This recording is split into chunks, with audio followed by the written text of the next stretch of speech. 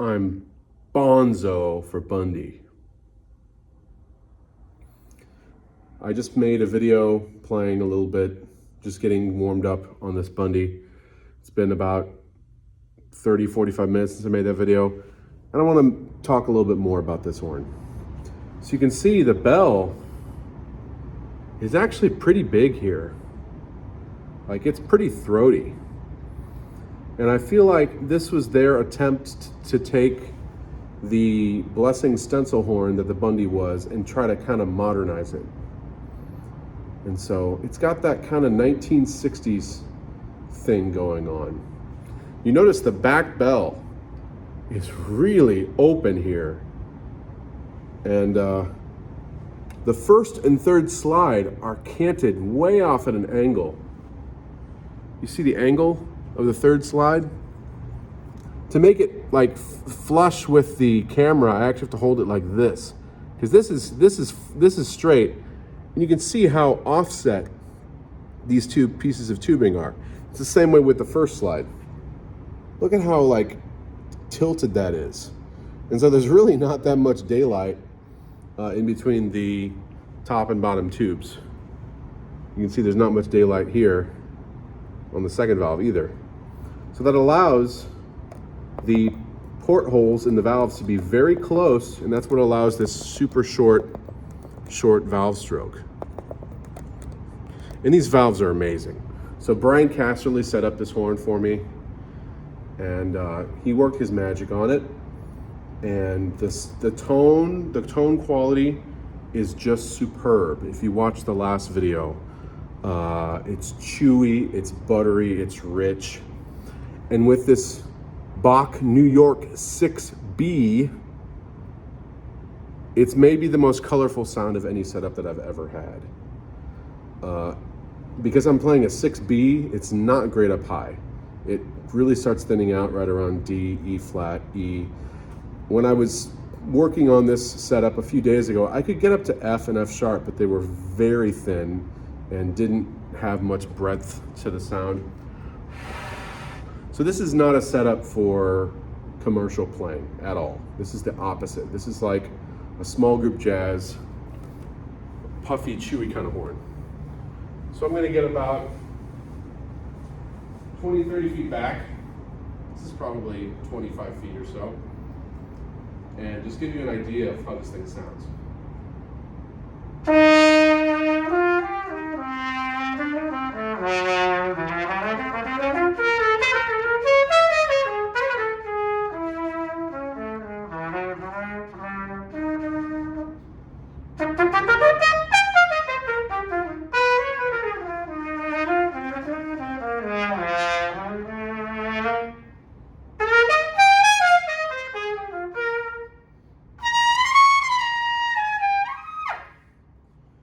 Get up to an F, but it's tiny and narrow, mostly because this is a 6B. Like, I can just barely slot it, but it doesn't have any resonance.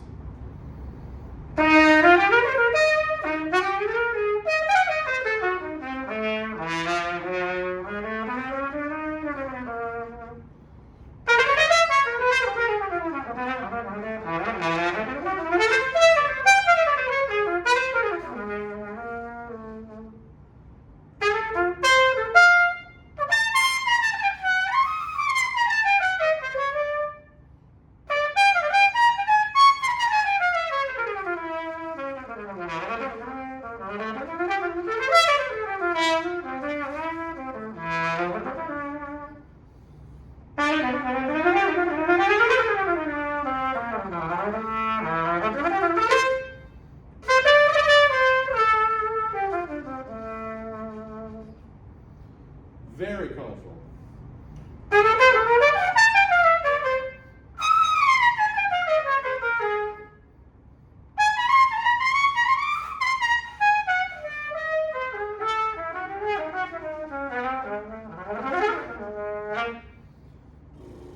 Let's take it a little bit further.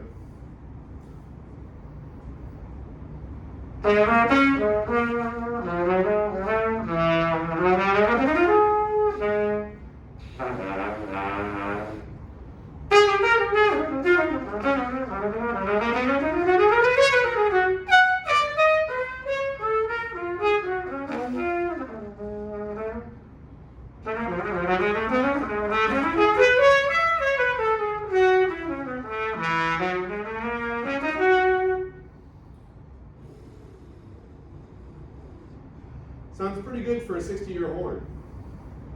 60-year-old horn.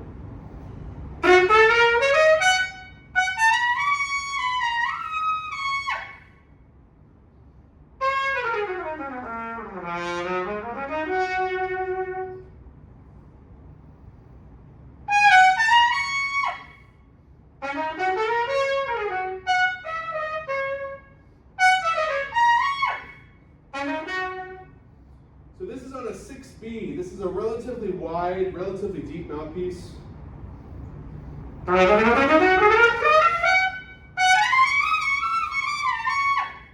I can still kind of get around up there, but you can hear the sound kind of starts to close off.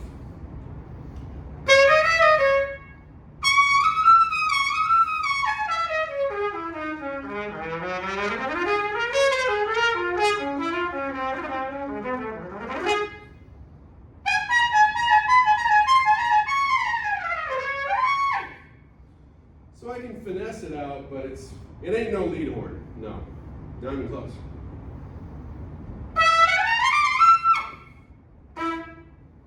So I can kind of get up to the double F sharp, but only if I really finesse it. And it's kind of a very, it's almost like the sound comes out in like a little pencil. It's like a thin line.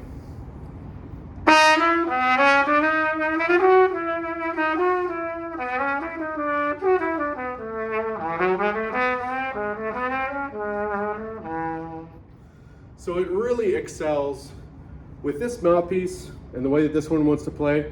It's really good at the top of the staff and down.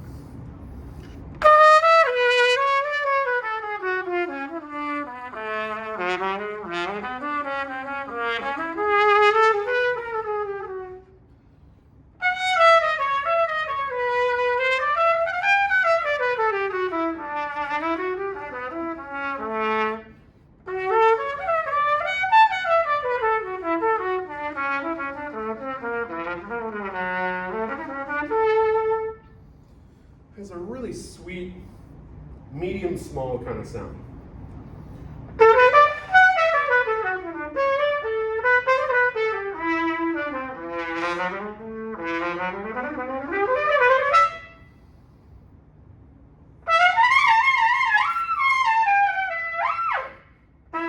So like kind of a finesse F sharp bliss is about the absolute limit of this kind of tight blowing Selmer, H.A. Selmer Bundy in this 6B. Like, I would not want to have to play an F sharp repeatedly on a gig with this setup.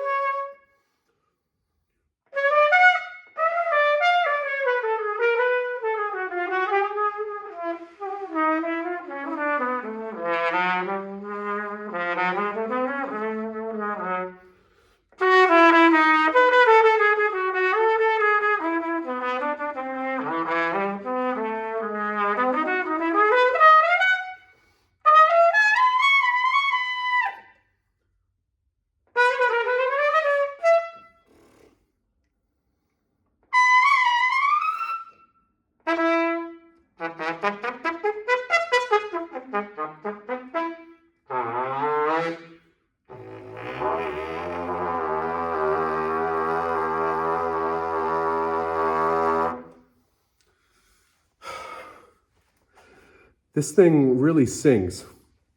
It doesn't have the biggest voice, but it's really rich and colorful, and it's just fun to play. Sometimes my Nova and my lead setups, they're just not fun for me to play. Like the sound is so compressed and so bright and so sizzling, and I play so many high notes over and over and over. This is just, there's something different about this kind of crooning horn.